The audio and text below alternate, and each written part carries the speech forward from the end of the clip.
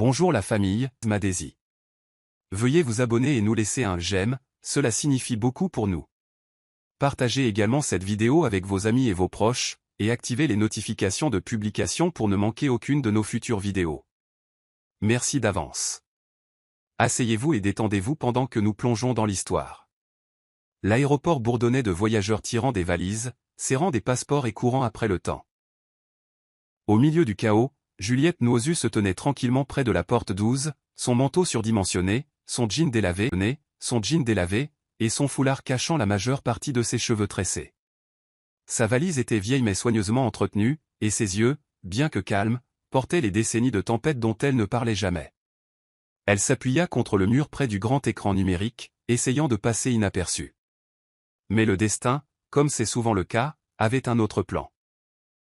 À quelques mètres de là, Desmond Okafor, son ex, entra, des lunettes de soleil perchées sur la tête, sa veste de designer à peine zippée sur sa poitrine. À son bras, accrochée comme des paillettes sur un tissu, se trouvait Diana, son nouveau trophée, la femme que Juliette avait un jour surprise dans ses messages avant de partir sans un mot.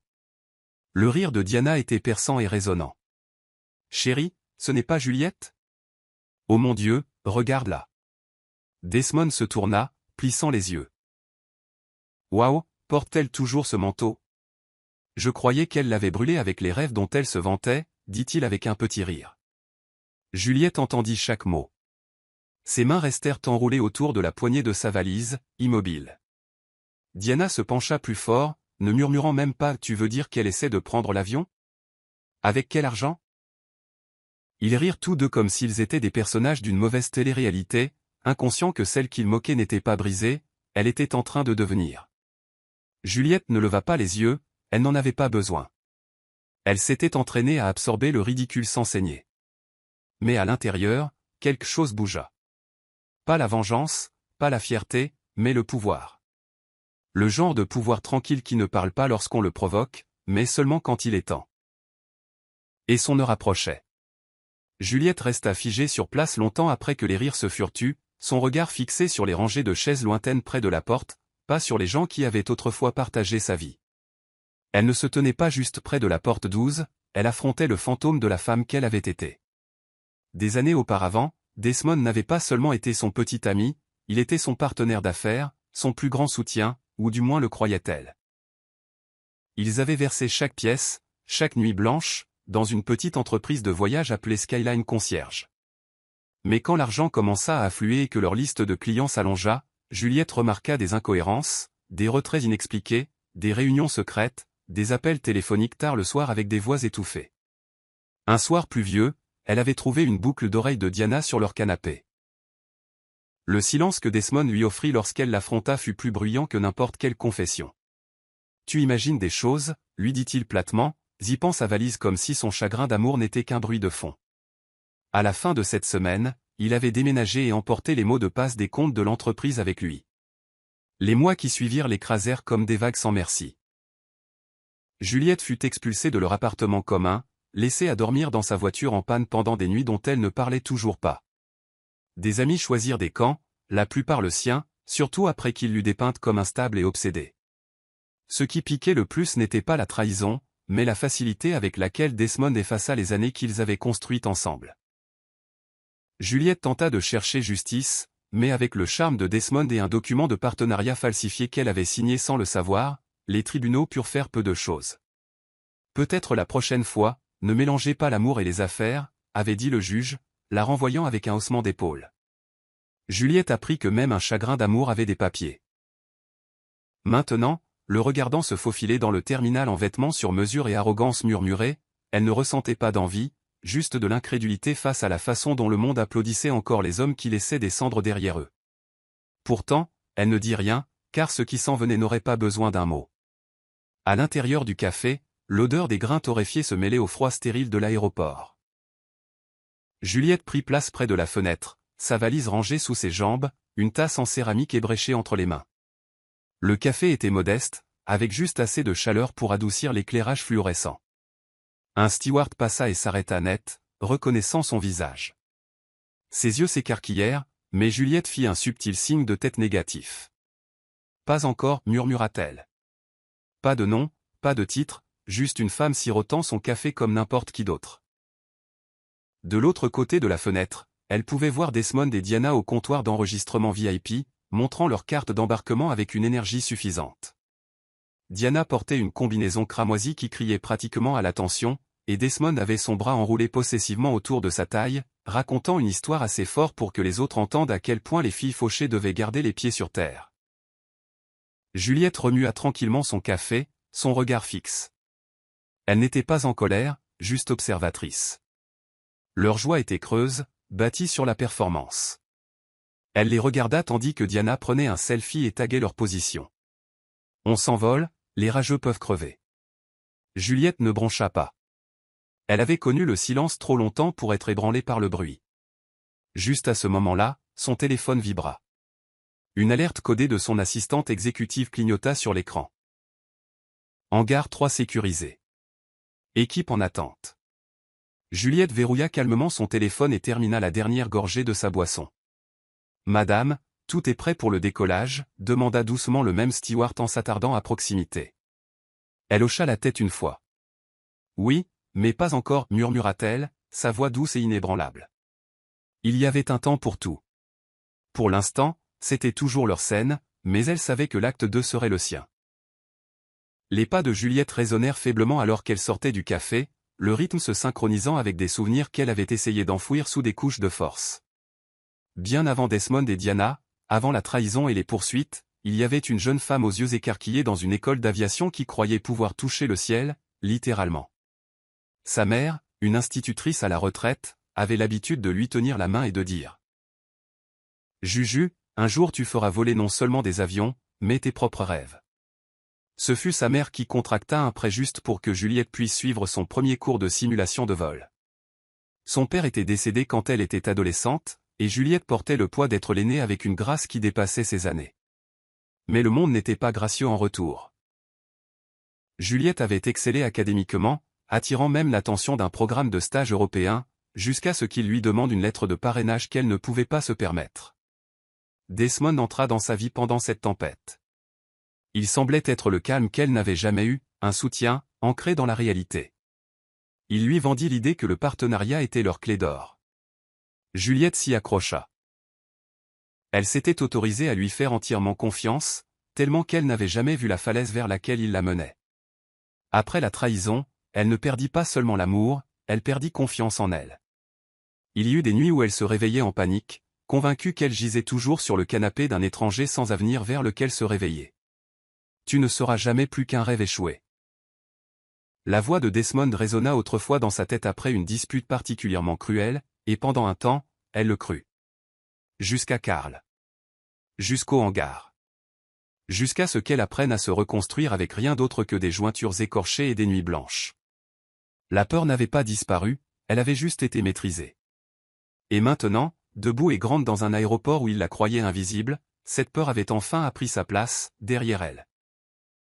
Diana tournoya devant la grande paroi vitrée de la porte d'embarquement, admirant son reflet dans la caméra de son téléphone tout en prenant un autre selfie. Dubaï, nous voici, piailla-t-elle, jetant ses bras autour de Desmond, qui semblait plus intéressé à jeter des coups d'œil au badaud pour l'admiration qu'au moment lui-même. Tu t'es surpassé, chérie. Suite privée, champagne en attente. Je jure que tu me traites comme une reine, s'extasia-t-elle. Desmond sourit, brossant une peluche imaginaire de son épaule. Tu le mérites. Ma reine ne mérite rien de moins, dit-il bruyamment, espérant clairement que cette déclaration serait entendue par les voyageurs à proximité. Juliette, maintenant assise tranquillement à quelques rangées de distance, pouvait les entendre. Elle ne leva pas les yeux, mais elle n'en avait pas besoin. Leurs voix perçaient l'air comme des sirènes conçues pour provoquer. Diana aperçut Juliette de nouveau et donna un coup de coude à Desmond. Elle est toujours là, dit-elle avec un sourire narquois. Peut-être espère-t-elle un miracle, comme si quelqu'un avait par erreur imprimé son nom sur une carte d'embarquement. Desmond rit doucement.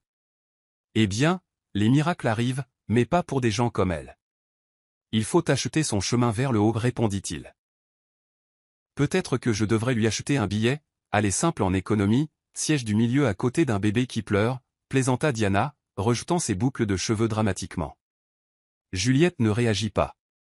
Au lieu de cela, elle fit défiler un bulletin météo pour Abu Dhabi, où son propre avion s'arrêterait pour refaire le plein. Ses yeux survolèrent un message interne de l'équipage. Les passagers d'anniversaire sont arrivés. Toutes les stations sont prêtes, exhala-t-elle doucement. Non par effort, mais par concentration. Il n'y aurait pas d'affrontement, pas de dispute. S'ils pensaient qu'aujourd'hui était l'anniversaire de Diana, ils avaient raison. Mais pas de la manière qu'ils attendaient. Alors que Juliette se levait de son siège, elle ajusta son foulard et se dirigea vers un couloir de sécurité discret, loin de la foule. Une femme bien habillée dans un blazer noir ajusté s'avança, tenant une tablette élégante. « Madame, votre autorisation a été confirmée. Voulez-vous procéder maintenant ?» Juliette fit un petit signe de tête. « Donnez-lui 5 minutes de plus, répondit-elle. La membre du personnel s'inclina légèrement et recula. Juliette s'approcha d'un kiosque libre-service pour que cela ait l'air routinier. Elle glissa son identification de voyage, une sans titre d'entreprise, sans identité traçable à grands jets. La machine la traita, puis fit une pause, affichant une lumière rouge momentanée avant de passer au vert. Derrière le comptoir, le personnel de la compagnie aérienne se regarda, visiblement tendu alors qu'il murmurait. L'un d'eux prit un téléphone. Le terminal savait exactement qui venait de passer sa carte, mais Juliette leva un doigt et fit un léger signe de tête négatif. Pas encore. De retour à la porte principale, Diana faisait maintenant les 100 pas et ils n'ont pas encore commencé l'embarquement. Quel genre de service premium est-ce, souffla-t-elle. Desmond vérifia sa montre. Détends-toi, chérie. C'est probablement juste un léger retard de quelques minutes. Juliette passa près d'eux avec un calme posé. Ses yeux les effleurèrent pendant une demi-seconde, froids, impénétrables, et calmes. Diana ne la remarqua pas. Desmond, oui. Quelque chose dans sa présence le déconcerta. Il fronça les sourcils. « Tu as vu cette femme » murmura-t-il. « Laquelle » demanda Diana, faisant défiler son fil d'actualité. « Laisse tomber » murmura Desmond, écartant l'idée. Juliette disparut dans le couloir exclusif du terminal, escortée par 2 agents de sécurité vêtus de noir. Une fois à l'intérieur, la porte se referma derrière elle avec un léger clic. Ce n'était pas juste un vol. C'était de la chorégraphie. Et Juliette venait de monter sur scène depuis les coulisses. Des années auparavant, Juliette se tenait dans une salle de conseil brillante, les mains tremblantes et le cœur battant, tenant une proposition qu'elle avait passé 3 nuits à perfectionner. À l'époque, son rêve était modeste, un service de charter de luxe pour les routes d'affaires interafricaines, abordable mais haut de gamme. Desmond s'était assis à ses côtés, parlant plus fort qu'elle, s'attribuant le mérite d'idées qui avaient germé dans les nuits blanches de Juliette. À un moment donné, un investisseur demanda « Et qu'est-ce qui rend votre modèle différent ?» Desmond sourit et répondit « C'est sa passion, mais j'ai les chiffres. » Juliette avait souri poliment, masquant la douleur dans sa gorge. Les investisseurs avaient ri, l'avaient poliment renvoyé et n'avaient jamais donné suite. Après cela, Desmond ne l'avait pas consolé. Au lieu de cela, il avait dit « Tu dois être plus assertive. » Les investisseurs ne parient pas sur l'émotion. Cette nuit-là, elle était rentrée seule à la maison sous la pluie, son dossier de présentation complètement trempé, sa confiance en elle vacillante. Mais ce que Desmond ne savait pas, c'est que l'une de ses investisseuses, une femme plus âgée nommée Geneviève, avait secrètement admiré la retenue de Juliette. Des semaines plus tard, Geneviève envoya un message à Juliette « Vous avez l'esprit d'un aigle, mais vous volez avec des pigeons. » Ce message devint le tournant de Juliette. Elle commença à se reconstruire, non pas avec Desmond, mais sans lui. Elle étudia l'industrie en profondeur, travailla anonymement comme personnel au sol dans de petits aérodromes et suivit des cours en ligne à la lumière de la lune. Sa fierté avait été brisée dans cette salle de conseil, mais à partir de ces morceaux, elle sculpta une vision plus perçante. Et aujourd'hui, debout dans le terminal qu'il avait autrefois rejeté comme insignifiante, elle comprit enfin que l'humilité n'était pas une faiblesse. Ce n'était simplement que sa piste d'envol. La voix stridente de Diana coupa à travers la zone d'embarquement comme du verre contre un carrelage. « Qu'est-ce que vous voulez dire par le vol est annulé » cria-t-elle, debout au comptoir, les bras en l'air. Le préposé, un jeune homme à l'afro soigné et au sourire nerveux, répondit calmement. « Madame, le système indique que l'avion n'est plus disponible. Une directive interne a été émise pour réaffecter tous les passagers premium. Réaffecté, répéta Desmond, s'avançant. Nous avions réservé la suite présidentielle. Vous êtes en train de dire que quelqu'un d'autre a pris nos places. Le préposé hésita, jetant un coup d'œil à la note interne sur son écran. Monsieur, je ne suis pas autorisé à divulguer ces détails. Mais l'avion a été cloué au sol par instruction exécutive. Diana claqua sa pochette de designer sur le comptoir. Exécutive quoi? Savez-vous même qui nous sommes, claqua-t-elle.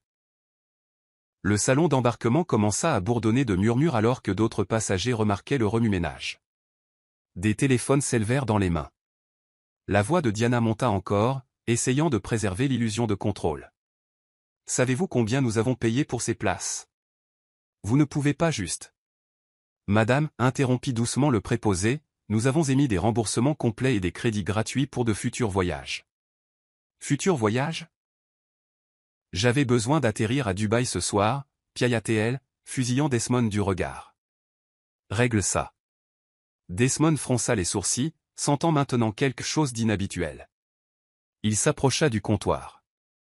Vous avez dit que cela venait de la direction. Qui a donné la directive? Le préposé leva les yeux, visiblement en conflit, et dit simplement, vous avez été signalé sous accès restreint par l'équipe de direction de Granget. C'est tout ce que je suis autorisé à dire.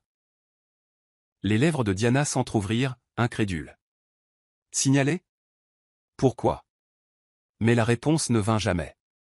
Au lieu de cela, une membre du personnel murmura quelque chose dans un casque et fit un discret signe de tête vers un couloir VIP lointain, où une silhouette venait d'entrer. Le visage de Desmond se crispa, restreint. Sur quelle base? Vous ne pouvez pas juste bannir des passagers payants, aboya-t-il. La voix du préposé resta égale. Ce n'est pas un bannissement, monsieur. C'est une restriction liée à des conduites passées, liée à des alertes internes d'affaires.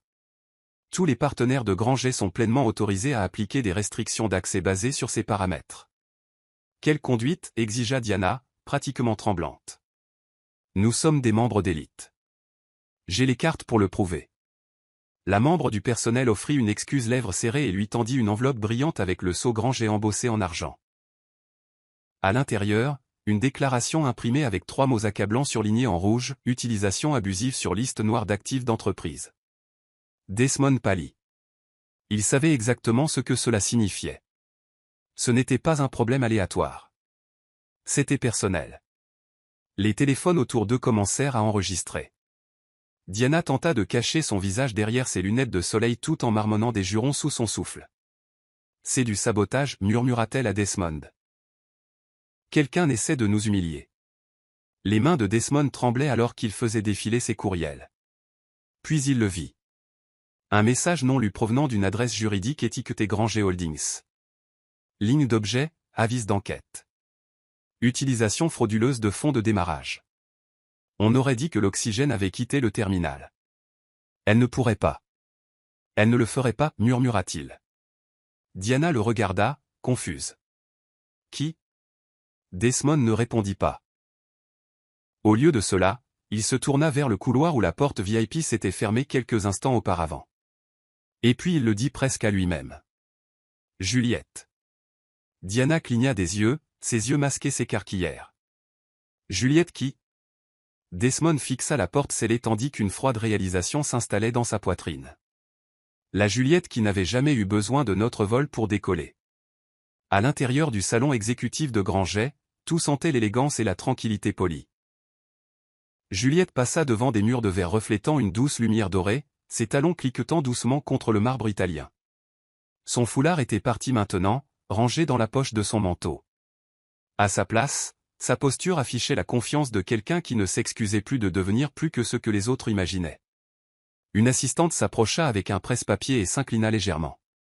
Madame la PDG, votre équipe attend dans le hangar. Souhaitez-vous des rafraîchissements apportés à la suite? Du thé, s'il vous plaît. À l'hibiscus, répondit doucement Juliette. L'assistante hocha la tête et disparut dans le couloir. Hier. Vers la plateforme d'observation, un mur de verre de 2 étages donnant sur la piste C, où son avion privé reposait, baigné par la lumière du crépuscule. De retour à la porte d'embarquement, Desmond tenta de suivre le personnel en retraite, mais fut arrêtée par 2 agents de sécurité en costume bleu marine foncé. C'est elle est restreinte, dit-il fermement. C'est mon ex, argua Desmond, pointant du doigt. J'ai le droit. Vous n'avez aucun droit, trancha sèchement l'homme. Vous n'êtes pas listé comme invité, client ou partenaire. Client ou partenaire. Desmond recula, sidéré. Il se tourna vers le grand écran sur le mur du terminal. Comme par un timing parfait, une vidéo promotionnelle de Granger commença à jouer, présentant la croissance de l'entreprise, son expansion mondiale, puis, sur un fond musical doux, un nouveau visage apparut à l'écran. Juliette, dans un tailleur bleu marine sur mesure, se tenait dans un hangar, les bras croisés et les yeux fixés droit devant. Le texte sous elle indiquait « Juliette Nozu, PDG et fondatrice, Granger Airlines ». Les genoux de Desmond fléchirent. Diana halta à voix haute, retirant ses lunettes de soleil. Elle en est propriétaire, murmura-t-elle, la voix brisée. La bouche de Desmond resta ouverte, les mots perdus dans un silence qui fut finalement plus bruyant que le rire ne l'avait jamais été. La pluie nocturne avait trempé les baskets de Juliette alors qu'elle frottait les taches d'huile du sol du hangar avec des mains tremblantes. Son dos la faisait souffrir, ses genoux étaient meurtris, et son ventre grondait plus fort que les moteurs d'avions lointains rugissant dans les nuages au-dessus. Telle était sa réalité, balayeuse à l'aile sud d'un aérodrome privé, invisible et oublié. Mais elle écoutait, attentivement, chaque conversation entre ingénieurs, chaque plaisanterie de pilote, chaque plainte du personnel d'entretien. Elle faisait attention comme si sa survie en dépendait. Et peut-être que c'était le cas. La plupart ne la remarquaient jamais, sauf un. Karl. Il était grand, tranquille, et restait mostly à lui-même. Mais une nuit, quand son seau glissa et se renversa près de la boîte à outils, il s'accroupit à côté d'elle et demanda « Tu n'es pas seulement ici pour nettoyer, n'est-ce pas ?» Elle le regarda, sidérée. Personne ne lui avait jamais demandé. J'avais l'habitude de rêver de construire des routes aériennes qui connectaient des villes oubliées, répondit-elle doucement. Karl l'étudia un instant avant de se relever. Il ne rit pas, il ne la renvoya pas. Le lendemain, un formulaire de candidature imprimé pour le cours de base de technicien aéronautique apparut dans son casier, non signé mais entouré de rouge. Je ne l'ai pas mis là, dit-il quand elle l'affronta. Mais si tu sais rêver, peut-être devrais-tu aussi savoir comment réparer des ailes. Karl l'enseigna sans mots, guidant ses mains pendant les heures d'entretien, et expliquant les termes techniques quand personne d'autre ne s'en souciait. Juliette se cachait derrière ses combinaisons et ses bouchons d'oreilles, absorbant tout comme une éponge dans une tempête. La nuit, elle emprunta l'ancienne tablette de Karl et regarda des modules en ligne jusqu'à l'aube. Elle ne savait pas ce que l'avenir lui réservait, mais elle savait une chose avec une clarté absolue, elle n'était pas destinée à rester au sol pour toujours. Les mains de Juliette tremblèrent la première fois qu'on lui demanda d'aider à remplacer un système de freinage hydraulique. Ce n'était pas de la peur, c'était de l'incrédulité. Elle avait passé tellement de temps à être invisible que le fait de recevoir une responsabilité semblait être une langue étrangère. Karl supervisait depuis le coin, les bras croisés. « Tu serras trop si tu continues à douter », prévint-il. « Fais confiance aux spécifications, fais-toi confiance. » Et elle le fit. Lentement, sa confiance revint. Pas le genre bruyant, mais la confiance en soi tranquille et disciplinée qui n'a pas besoin d'être étalée. Elle gagna une place dans le programme de formation technique du hangar, et à partir de là, elle commença à s'élever. Juliette économisa chaque paie, vécut dans un appartement en colocation, et suivit des cours du soir pour obtenir son certificat d'ingénieur aéronautique. Son passé était toujours lourd, mais ce poids ne l'ancrait plus, il la poussait en avant. Pendant ce temps, loin dans des bureaux brillants et des salons sur les toits, la vie de Desmond avec Diana devint une mascarade. Il étalait des montres qu'il ne pouvait pas se permettre et concluait de faux contrats autour de champagne, utilisant les anciennes relations d'affaires de Juliette comme appât. Diana crut tout cela, du moins au début. Mais les mensonges se fissurent quand on les garde trop longtemps, et de petites choses commencèrent à apparaître.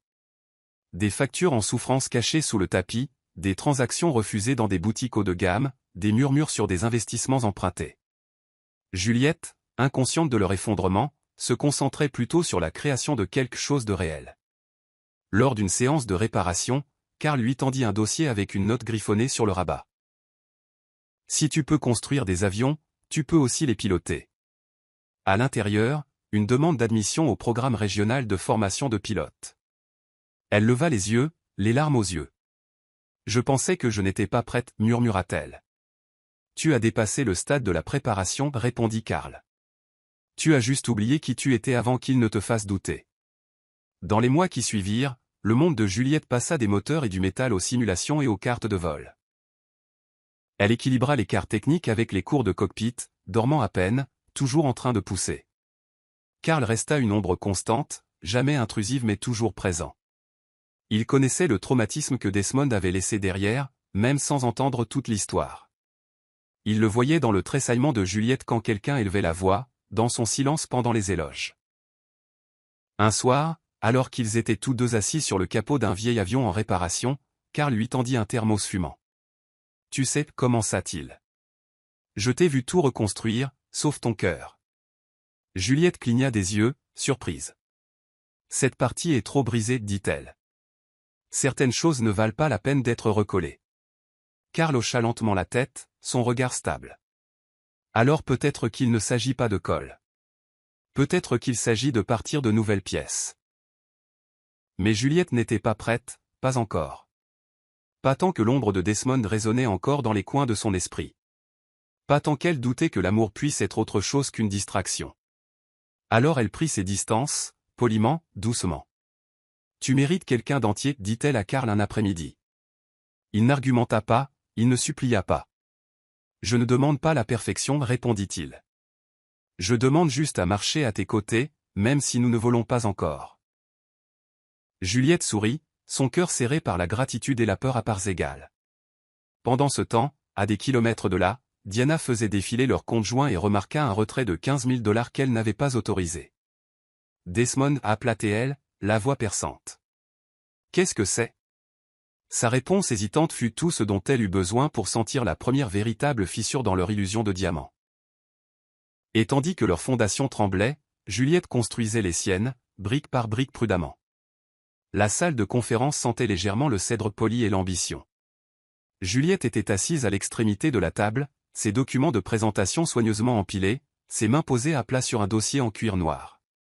Autour d'elle se trouvaient 10 investisseurs impeccablement habillés, la plupart indifférents, faisant défiler leur téléphone ou tapotant avec des stylos. Mais une femme, plus âgée, silencieuse et impeccablement vêtue d'un tailleur pantalon crème, gardait son regard fixé sur Juliette. C'était la dernière série de présentations pour un groupe d'investissement discret axé sur les femmes dans l'aviation. La voix de Juliette trembla une seule fois lorsqu'elle dit « Je n'essaie pas de faire concurrence, j'essaie de connecter. » La salle resta silencieuse, certains échangèrent des hochements de tête polis, quelques-uns esquissèrent un sourire narquois, mais la femme en crème se leva et dit « Madame Nozu, puis-je vous parler en privé ?» Son nom était Geneviève Madu, l'une des investisseuses providentielles les plus discrètes mais les plus puissantes d'Afrique. Dans une arrière-salle, elle sirotait lentement son thé tandis que Juliette attendait en silence. Puis, posant sa tasse, Geneviève se pencha en avant. « Je vous ai vu il y a des années lors d'une réunion de présentation ratée. Vous étiez plus silencieuse alors, mais vos yeux n'ont pas changé. » Le souffle de Juliette se coupa. Geneviève ouvrit un chéquier en cuir, puis fit une pause. « Une condition, dit-elle, vous devez la nommer d'après votre mère, celle qui vous a appris à vous élever au-dessus des nuages. » Des larmes montèrent aux yeux de Juliette. « Granger, murmura-t-elle.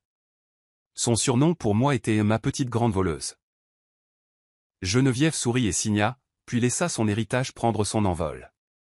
Ce soir-là, Juliette sortit de ce bâtiment avec des fonds de démarrage et, plus important encore, avec quelque chose qu'elle n'avait pas ressenti depuis des années, la légitimité. Dans sa boîte de réception, Karl lui avait envoyé un message de 2 mots après avoir appris la nouvelle, maintenant, lance. L'enseigne rouillée de SkyEdge pendait toujours lâchement au portail du hangar d'aéroport délabré. La compagnie aérienne était en faillite en liquidation fédérale et son personnel n'avait pas été payé depuis 6 mois, mais là où d'autres voyaient des épaves, Juliette voyait des ailes attendant d'être rattachées.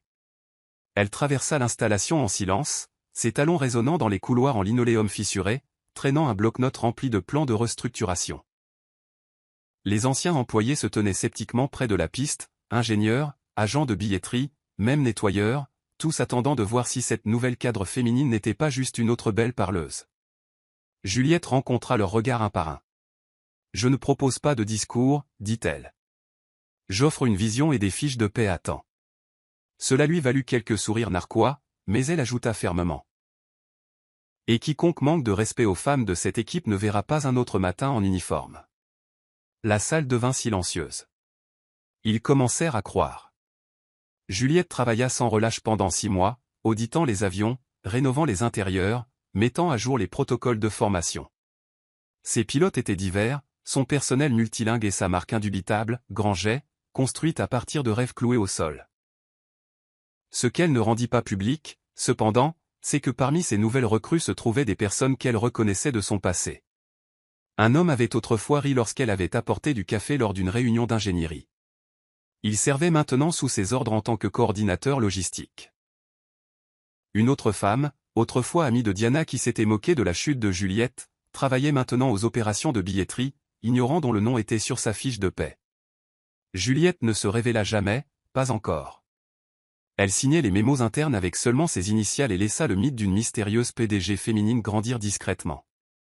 Ses avions décollaient dans le silence le plus strict, son visage invisible. Elle n'avait pas besoin d'applaudissements, juste d'altitude. Et pour la première fois, lorsqu'elle était seule dans son nouveau bureau donnant sur la pista, elle murmura avec certitude, « Ce ciel est le mien maintenant ». La vidéo commença par un travelling dramatique, Diana se tenant au comptoir d'enregistrement de Grand Jet, criant dans son téléphone, tandis que Desmond se disputait avec la sécurité. Les images furent mises en ligne par un curieux spectateur et, en quelques heures, elles devinrent virales. Le titre disait « Couple titré perd ses sièges de première classe après interdiction mystérieuse ». La section des commentaires fut brutale. Karma dans un bagage cabine, écrivit un utilisateur. Un autre, quand tu voles trop haut sur les ailes de quelqu'un d'autre, la chute pique plus fort. Le nombre de followers de Diana sur les réseaux sociaux chuta du jour au lendemain. Ses contrats de parrainage furent retirés. Elle publia une story Instagram, maintenant supprimée. Essayant de défendre l'explosion, affirmant que c'était un problème technique. Mais les dégâts étaient faits. Les marques se désengagèrent, les investisseurs de Desmond commencèrent à demander des audits, et en quelques jours, les murmures sur la mystérieuse Juliette refirent surface. Des internautes enquêteurs commencèrent à relier les chronologies, Skyline Concierge, la disparition de Juliette, le lancement de Grand Jet. Le puzzle commença à s'assembler de lui-même. Pendant ce temps, Juliette regardait les retombées depuis une chambre d'hôtel tranquille à Johannesburg, sirotant son thé en attendant sa prochaine réunion de conseil. Elle ne jubilait pas, ce n'était pas sa nature. Mais il y avait un calme à voir la vérité faire surface sans lever le petit doigt. Karl lui envoya un lien vers le clip viral par SMS. Je suppose que l'altitude est trop élevée pour certains. Elle sourit faiblement, puis répondit. C'est ce qui arrive quand la turbulence rencontre l'ego. Dans l'appartement de Desmond, les murs se refermaient. Son avocat l'appela d'urgence. Tu dois régler l'accusation de fraude de démarrage. Si ça va au tribunal, ils te nommeront. La confiance de Desmond se fissura. Il se tourna vers Diana. Tu as dit qu'elle ne reviendrait jamais. Tu as dit qu'elle était finie. Diana regarda l'écran montrant le logo de Juliette s'élevant sur les bannières d'aéroports à travers 3 pays. Elle n'est pas revenue, murmura Diana. Elle a décollé, et nous ne l'avons jamais remarqué. L'invitation arriva dans une enveloppe bleu marine gaufrée d'une bordure dorée, une demande officielle pour prendre la parole au sommet mondial des femmes dans l'aviation à Nairobi. Juliette l'a lu 3 fois, ses doigts effleurant légèrement les mots, conférencière principale Juliette Nwosu. Son assistante rayonna.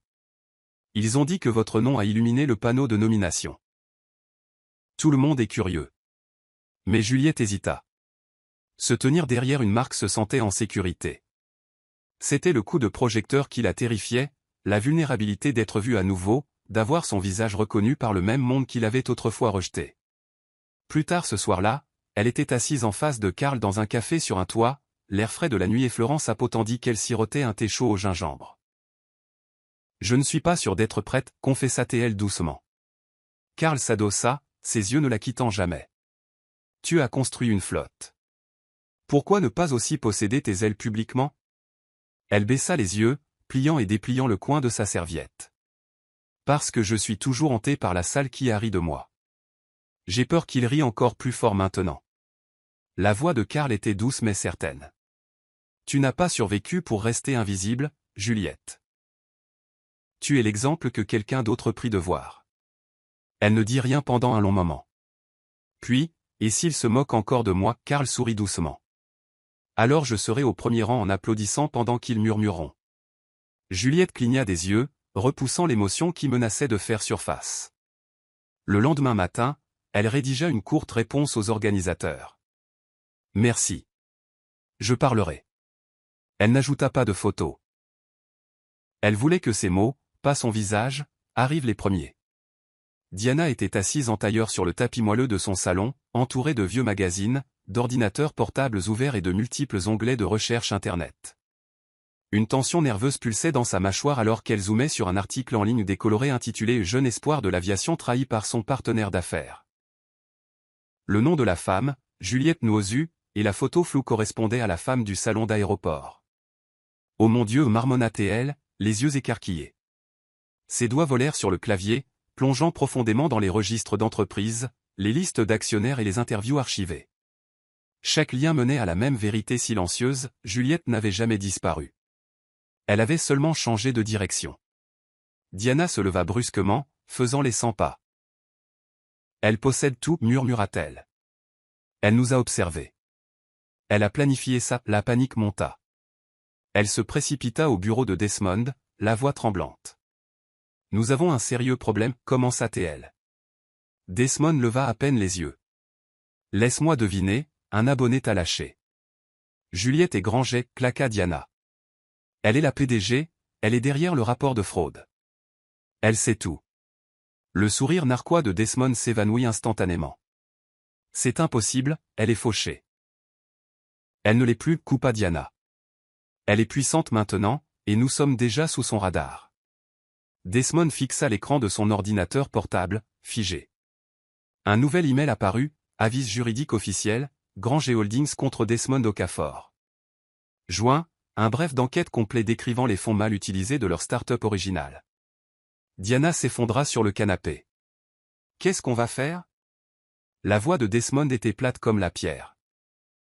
On reste silencieux et on prie qu'elle ne porte pas ça devant les tribunaux, mais au fond de lui, il savait qu'il était trop tard. Ce n'était pas Juliette qui avait besoin de chance maintenant. Les courriels affluaient au service de presse de Juliette, CNN Africa, Forbes Women, Aviation Digest. Tout le monde voulait un morceau de la mystérieuse PDG dont l'entreprise était discrètement devenue un succès continental. Juliette lut les demandes en silence, les feuilletant comme de vieilles coupures de journaux. Ils adorent les revanches, dit son assistante, mais ils adorent encore plus le mystère. Juliette exhala, écartant les dossiers. Je n'ai pas fait ça pour des titres. Je l'ai fait pour prouver que je pouvais finir quelque chose en quoi personne ne croyait. Pourtant, la curiosité la rongeait. Raconter son histoire donnerait-il du pouvoir à d'autres, ou ouvrirait-il simplement de vieilles plaies? Elle ouvrit un brouillon de mail intitulé « Il resta vide ». Elle le ferma sans taper un mot. Au lieu de cela, elle recentra son attention sur l'expansion de sa flotte, acquérant de nouveaux jets, finalisant des accords au Maroc et au Kenya, et promouvant le personnel de niveau intermédiaire en interne. Son silence, ironiquement, la rendait plus bruyante, et rendait Desmond plus désespéré. Il engagea une firme de relations publiques pour élaborer un arc de rédemption, se dépeignant comme un entrepreneur mal avisé, égaré par les circonstances. Juliette vit la campagne et sourit amèrement. Maintenant, il veut raconter une lutte qu'il n'a jamais vécue, murmura-t-elle. Karl la trouva dans le bureau plus tard ce soir-là. Tu sais, tu pourrais mettre fin à ça avec une seule interview, dit-il, s'appuyant contre le chambranle de la porte. Pourquoi ne l'as-tu pas fait? Juliette se tourna vers la fenêtre, regardant un avion grand jet s'élever dans le ciel du soir. Parce que certains et Victoire n'ont pas besoin, elles ont juste besoin d'être vues. Et sur ce, elle sortit, ses talons résonnant doucement comme une ponctuation sur une phrase qu'elle n'avait aucun intérêt à répéter. Karl se tenait aux côtés de Juliette sur le balcon de son appartement à Abuja, une douce brise nocturne dansant entre eux. La ligne d'horizon scintillait en contrebas, et le doux murmure de la ville remplissait l'espace entre les mots non dits. Juliette s'appuya sur la balustrade, les bras croisés, les yeux scrutant les lumières. Je n'aurais jamais imaginé que ça se sentirait si. Seul ici, murmura-t-elle. Karl ne parla pas tout de suite. Il tendit simplement la main dans sa poche et en sortit une photographie usée. Deux techniciens en salopette, du cambouis sur les mains, de larges sourires. Tu m'as appris à rêver plus grand, dit-il doucement. Mais tu m'as aussi appris à rester derrière et à applaudir. J'ai fait ça assez longtemps, Juliette. Elle se tourna lentement vers lui, les sourcils froncés. Karl, je t'ai aimé, dit-il doucement, sa voix ferme mais tendre.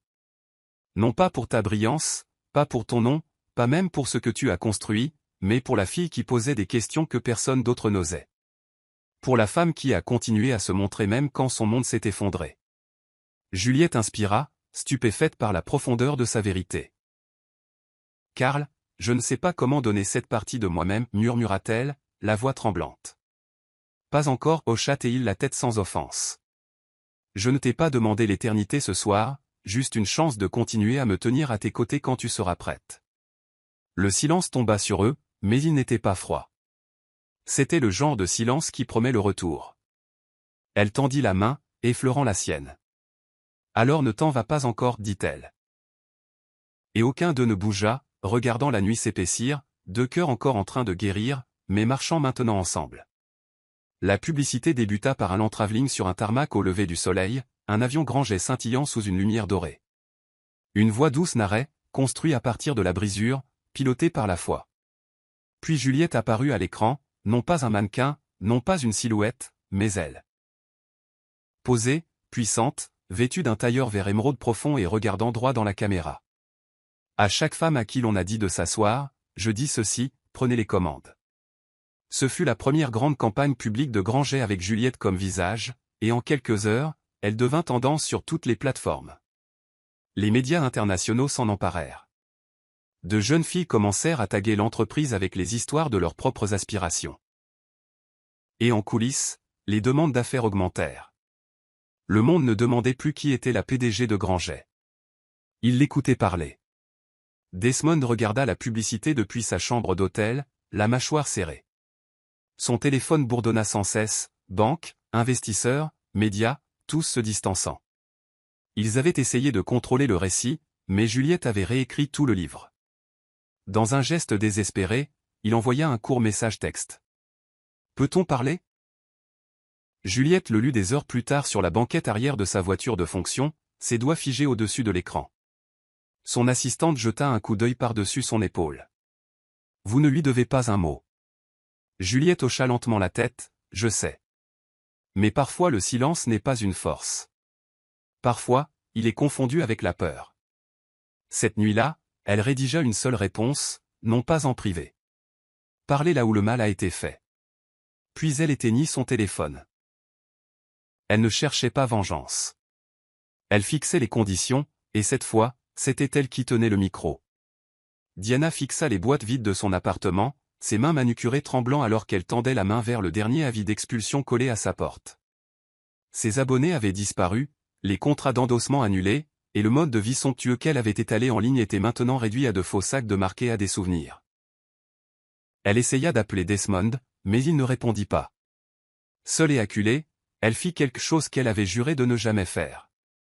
Elle chercha l'adresse électronique professionnelle de Juliette et écrivit un message. « Juliette, je sais que tu n'as aucune raison de m'écouter, mais je suis désolé pour tout.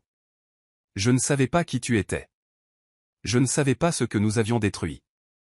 Je sais seulement maintenant que je n'aurais jamais dû rire. S'il y a la moindre chance, j'ai besoin d'aide. » Lorsque Juliette reçut le message, elle le lut sans émotion. Son assistante jeta un coup d'œil par-dessus son épaule. « Alors, quoi maintenant ?» Juliette ne répondit pas tout de suite. Finalement, elle parla, sa voix calme mais ferme. « Il y a quelque chose que les gens comme Diana n'ont jamais compris. Je n'ai jamais eu besoin de leur respect. J'avais juste besoin d'espace pour grandir. » L'assistante hésita. « On répond ?» Juliette secoua la tête. « Non. Laisse-la apprendre ce que signifie recommencer sans applaudissements. » Pendant ce temps, Diana était recroquevillée dans un coin de son appartement sombre, rafraîchissant sa boîte de réception toutes les quelques minutes, espérant un miracle qui ne viendrait pas dehors par sa fenêtre. Un avion grand jet survolait, ses moteurs rugissant, ses ailes déployées. Et dans ce bruit, Diana entendit l'écho de l'ascension bien au-dessus de sa portée. Le hall du sommet à Genève scintillait sous les lustres de cristal, des rangées de dignitaires et de PDG assis dans leurs plus beaux atours. Juliette traversa la scène de marbre avec composure, ses pas assurés, son regard stable. La voix du modérateur résonna. Et maintenant, nous accueillons Juliette Nwosu, fondatrice de Granger Airlines, et la première femme noire à posséder personnellement une flotte internationale complète. L'audience se leva en applaudissant, les appareils photo clignotant, tandis que Juliette prenait place aux côtés de présidents, d'innovateurs et de milliardaires d'héritage. Mais elle ne se sentait pas petite. Elle se sentait ancrée. Elle ajusta le micro et commença. Je ne viens pas d'une famille d'aviateurs. Je viens d'une enseignante et d'un rêve. Et ce rêve est resté silencieux pendant des années, jusqu'à ce qu'il prenne des ailes. Elle ne parla pas de vengeance. Elle ne mentionna pas de nom. Au lieu de cela, elle parla des lacunes en infrastructure, de l'accès aux vols régionaux, de l'emploi pour les femmes dans l'aviation. Pendant qu'elle parlait, les écrans derrière elle affichaient les routes que sa compagnie aérienne desservait maintenant, des endroits auparavant ignorés sur les cartes internationales. En coulisses, Karl la regardait depuis la section presse, la fierté évidente dans ses yeux. Juliette conclut. Parfois, nous sommes tellement occupés à leur prouver qu'ils ont tort, que nous oublions de nous prouver que nous avons raison. J'ai construit Granger pour me rappeler que le silence n'est pas une reddition, c'est une stratégie. L'ovation debout qui suivit fut tonitruante. Après le panel, une première ministre s'approcha de Juliette et murmura « Vous n'avez pas juste pris place à la table, vous avez apporté la vôtre. » Cette nuit-là, Juliette était seule dans sa chambre d'hôtel, pieds nus, épuisée, épanouie. Pour la première fois, elle se regarda dans le miroir et sourit sans retenue. Elle était enfin arrivée, et pas un centimètre de son voyage n'avait été offert. Une enveloppe crème arriva au bureau de Juliette, remise en main propre et non marquée, sauf pour les initiales d'E.O. Son assistante haussa un sourcil mais ne posa pas de questions. Juliette s'assit à son bureau, déplia la lettre et lut chaque ligne lentement. L'écriture de Desmond était familière, soignée, arrogante, une humilité forcée transparaissant dans chaque phrase. Je sais que je t'ai déçu. Je sais que j'ai volé plus que de l'argent. J'ai pris du temps, de la confiance, et je n'ai pas réalisé ce que j'avais avant que cela ne devienne un titre de journal. Si le pardon est possible, j'aimerais parler. Juliette cligna des yeux, plia le papier soigneusement et le posa à côté de son presse-papier en verre. Pas un mot ne sortit de ses lèvres. Plus tard dans l'après-midi, Karl entra dans son bureau avec 2 tasses de café. « Tu as l'air d'avoir vu un fantôme, dit-il légèrement. » Elle glissa la lettre sur le bureau sans expression. Karl la lut, puis leva les yeux. « Tu ne vas pas vraiment répondre, n'est-ce pas ?» Elle secoua la tête. Le pardon ne nécessite pas toujours de conversation. Certaines plaies guérissent mieux en silence. Sans cérémonie, elle prit la lettre, la jeta dans la déchiqueteuse à côté de son bureau, et regarda les morceaux se disperser comme des cendres. C'était sa conclusion, pas la mienne, ajouta-t-elle. Karl hocha lentement la tête. Tu es plus forte que la plupart ne le seraient. Juliette le regarda, puis par la fenêtre où un avion Granger montait dans le ciel lointain.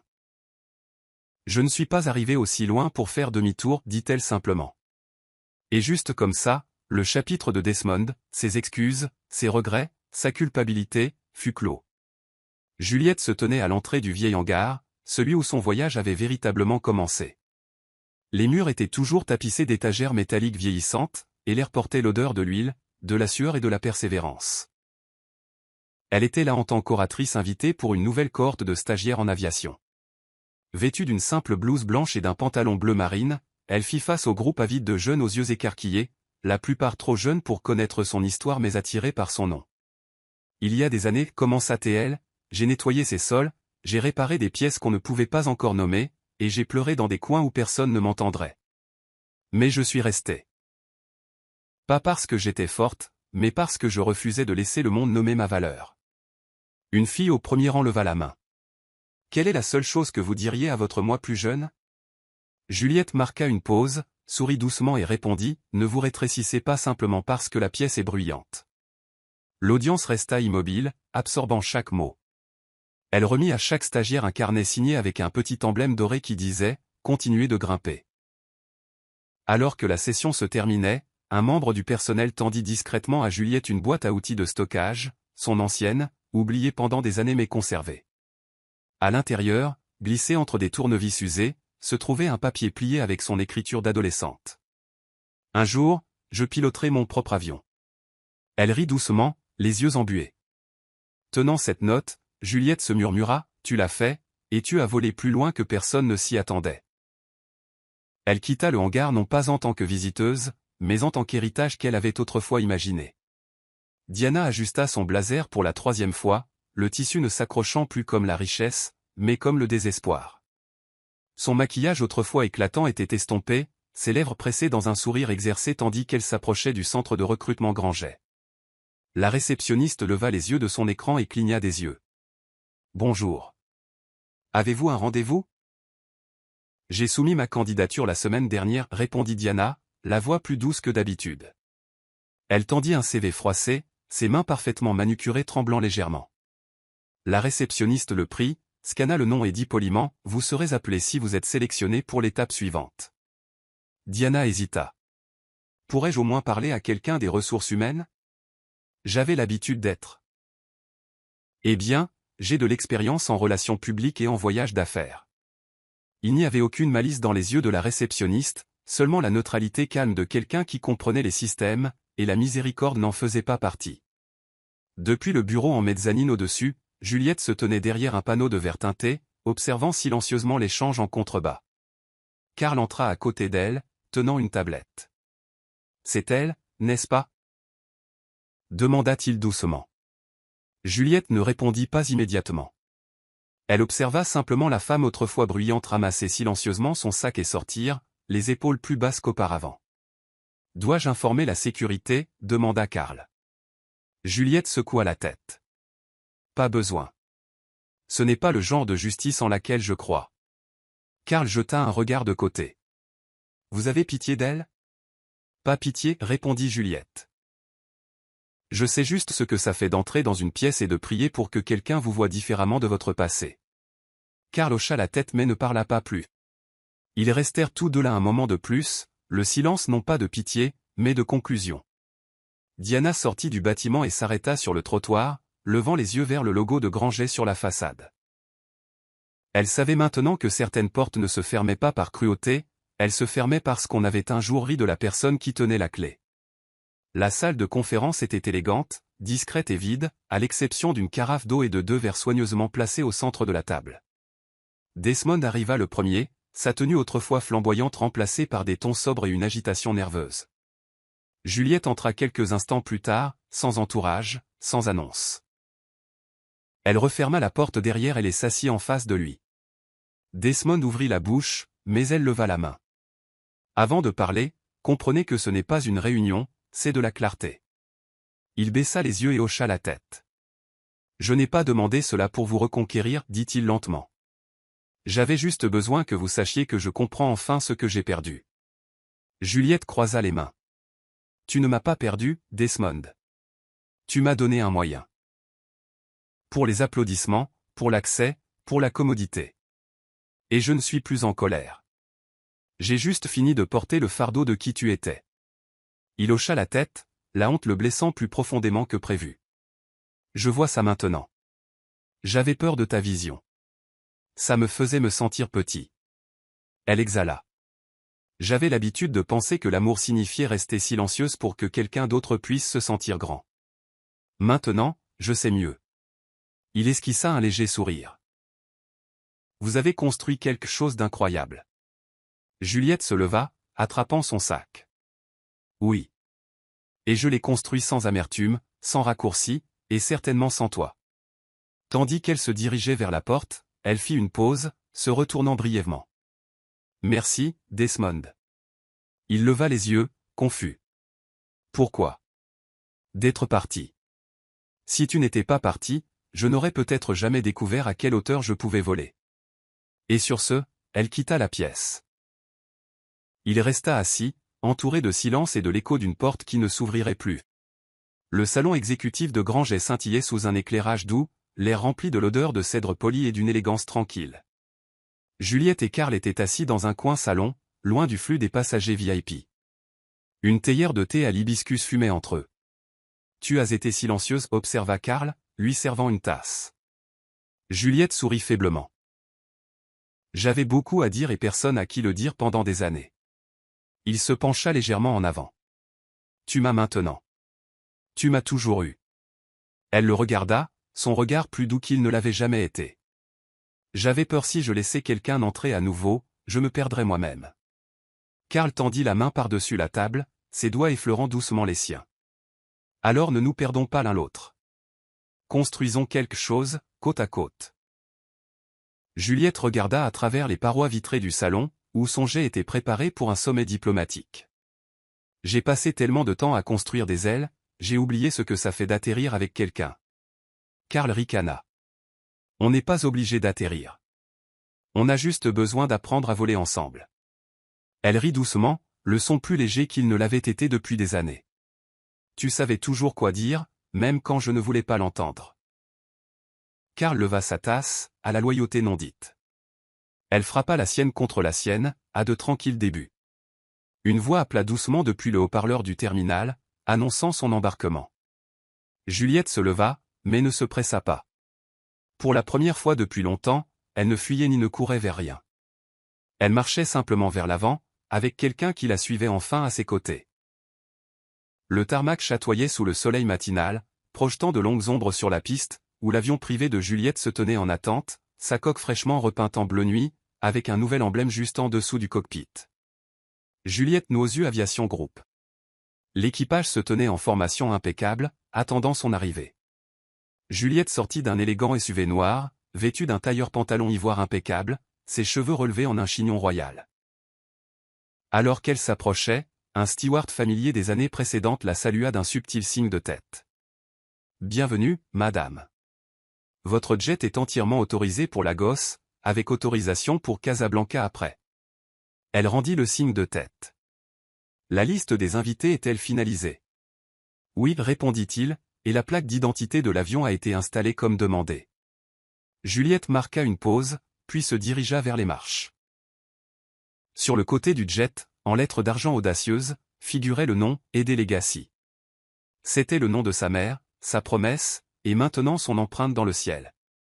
Elle monta à bord et s'installa dans le salon du pilote, non pas comme une passagère, mais comme une propriétaire, une leader, la femme qui s'était battue bec et ongle pour chaque mètre d'altitude. Son assistante lui tendit une tablette élégante avec de nouvelles propositions d'acquisition. « Dois-je prévoir du temps pour un point presse cet après-midi » demanda-t-elle. Juliette secoua la tête avec un demi-sourire. « Laissez le jet parler. » Dehors, une nouvelle stagiaire de Grange regardait avec admiration l'avion de Juliette se préparer au décollage. « Qui est-elle » murmura la jeune fille. Un officier supérieur répondit simplement, « Elle est la raison pour laquelle la moitié d'entre nous ont osé postuler. » Alors que le moteur rugissait et que l'avion avançait, Juliette s'adossa, effleurant légèrement le médaillon de sa mère autour de son cou. Elle avait réécrit les règles non pas pour gagner, mais pour s'élever. Des nuages dérivaient paresseusement en contrebas, doux et infinis comme des ondulations de coton sur une mer d'argent. Juliette était assise près de la large fenêtre de la cabine, un journal ouvert sur ses genoux, son écriture fluide en réflexion tranquille. Elle n'écrivait pas un discours, ni une proposition, ni une liste de choses à faire. Elle capturait simplement sa gratitude. Le bourdonnement des moteurs était réconfortant maintenant, non pas du bruit mais de la musique. De cette hauteur, tout semblait lointain, les regrets, les trahisons, les pertes. Il l'avait façonnée, mais il ne la possédait plus. Karl entra doucement, plaçant une petite enveloppe à côté d'elle. Du comité du sommet, dit-il, ils nomment leur programme annuel de mentorat d'après vous. Juliette exhala, l'émotion touchant son sourire. Alors peut-être que d'autres filles n'auront PA. Est-ce à se battre aussi fort? Elle reporta son regard vers la fenêtre, regardant le soleil percer une banque de nuages lointaines, baignant le ciel d'or chaud. C'est beau, murmura Karl. Pas seulement la vue, répondit Juliette, mais le chemin parcouru sans que personne ne croie que nous le pourrions. Il s'assit à côté d'elle, leurs mains se trouvant sans effort. Il n'y avait pas besoin de grandes déclarations. Tout ce qui était important avait déjà été dit dans le sacrifice, le silence et la force. Tandis que le jet montait plus haut, Juliette se sentait légère, non seulement dans son corps, mais aussi dans son âme. Elle avait transformé son silence en ciel, sa douleur en propulsion. Et maintenant, au-dessus du monde qui avait autrefois essayé de couper ses ailes, elle existait simplement, impunément libre. C'était toujours la destination, dit-elle doucement.